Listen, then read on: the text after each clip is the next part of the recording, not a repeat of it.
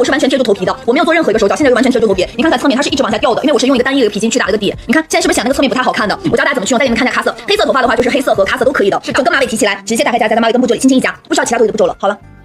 立马不一样了，看一下这是背面的，这是背面，哪个面看它都好看的。再来给大家去看一下那个香槟色吧，全扎发当然也是可以了，姐妹们，你想它就是一个纱衣夹的一个款式，其他款式它都能打造出来，全扎发它也可以打造出来。但如果说你想用咱们说这些普通的纱衣夹，你想打造出来什么高马尾啊，包括半扎发，它打造不出来的，只有这个款式它是可以做得到的。这是正面，这是侧面，这是背面，不会往下坠，不会往下掉了，姐妹们，这款是满满的一个好评的。花姐们也是没有带的正面，没有带的侧面，没有带的背面，你们看看这背面，姐妹们是不是显得整个人它是那种显得脖子又短，头又很大，对不对？对，不太好看的，不太行的。我教你们怎么去打造出来一个活力感满满、很减龄的半扎发，只需要有一个抓夹，轻松搞得定了。这是这个三角形一个抓夹。把你整个马尾痛给它提起来，直接打开夹在马尾根部这里，轻轻一夹，不需要你有其他多余的步骤了，你看这么轻松。